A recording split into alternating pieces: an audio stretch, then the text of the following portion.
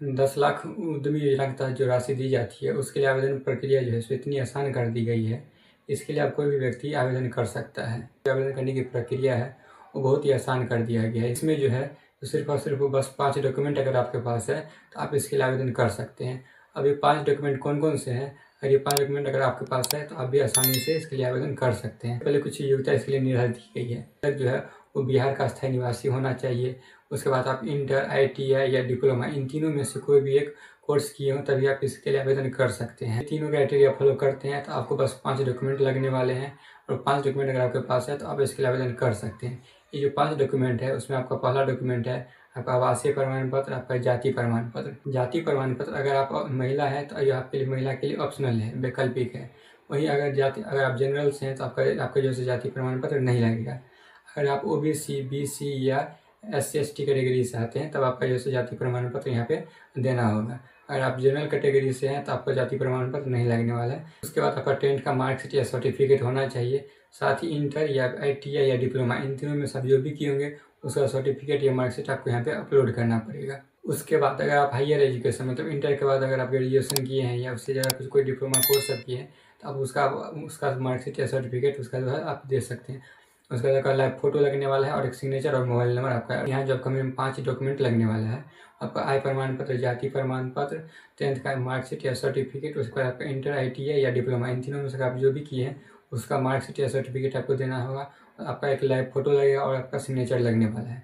और उसके बाद अगर आप हायर एजुकेशन किए हैं तो उसका भी आप डॉक्यूमेंट अपलोड कर सकते हैं। आपका ना तो आधार कार्ड लगने वाला है, ना बैंक पासबुक लगने वाला और ना ही पैन कार्ड लगने वाला है। फिर भी बहुत सारे लोगों का मन में ये क्वेश्चन होगा अगर बैंक पासबुक नहीं लिया जाता है तो इसका जो पैसा आएगा फिर पैसा किस अकाउंट पे आएगा? तो इसके तहत जो आपको पैसा दिया जाएगा वो आपके अकाउंट पे ही दिया जाएगा, लेकिन अकाउंट अभी आपको सबमिट नहीं करना है। जैसे सिर्फ 5 डॉक्यूमेंट ही आपका मांगा गया है क्योंकि आप आसानी से सिर्फ आपको अभी फॉर्म फिल करना है। आप फॉर्म फिल कर लेते हैं, आपका सिलेक्शन लिस्ट में आप नाम आ जाता है, आपका फाइनल सिलेक्शन हो जाता है।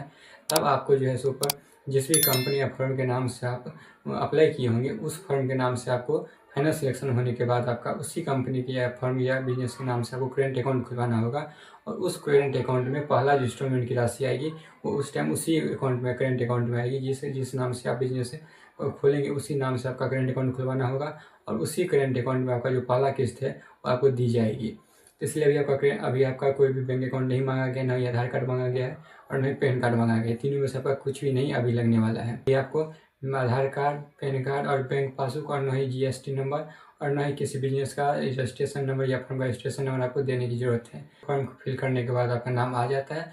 उसके बाद आपसे बोला जाएगा कि ये डॉक्यूमेंट दीजिए, फिर वो डॉक्यूमेंट दीजिए। जो भी डॉक्यूमेंट लगेगा वो आपका सिलेक्शन लिस्ट में नाम आ जाता है। उसके बाद आपसे डॉक्यूमेंट मांगा जाएगा। इसमें जब अप्लाई करते हैं तो अप्लाई करते टाइम आपसे पूछा जाएगा कि जिस जगह आप उद्योग लगा रहे हैं वो आपका अपना है या किराए पर क्या ज़मीन है। अगर अपना रहेगा तो अपना बोल देना है, अगर फिर किराए पे है तो वो वहाँ पे आपको मेंशन करना पड़ेगा। साथ ही उस जगह का एड्रेस यहाँ पे मांगा जाएगा।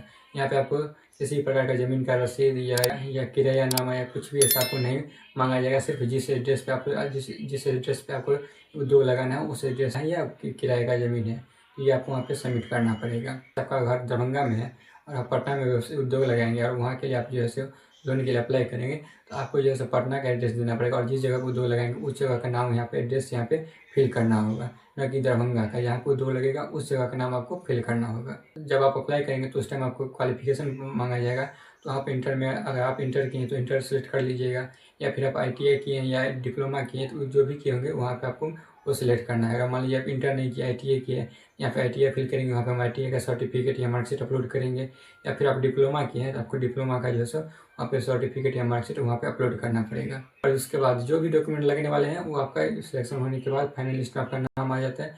उसके बाद ही आपका डॉक्यूमेंट लगेगा, जो भी डॉक्यूमेंट लगेगा। अभी बस ये 5 डॉक्यूमेंट है तो आप इसके आवेदन कर सकते हैं। और इसका जो सिलेक्शन होता है ना वो सिलेक्शन आपको कंप्यूटर रेंडमाइजेशन के तहत होता है। जो भी उम्मीदवार सिलेक्ट होते हैं उसका एक प्रोविजनल पहले लिस्ट निकाला जाता है। उसके बाद फिर उसमें से स्क्रूटनी करके फाइनल लिस्ट यहाँ पे जारी किया जाता है और फाइनल लिस्ट में आपका नाम आ जाता है। तब आपको जैसे सारा डॉक्यूमेंट सबमिट करना पड़ेगा, बनवाना पड़ेगा। 5 मांगा गया, नॉर्मली सबके पास होगा ही, आप अप्लाई कर सकते हैं।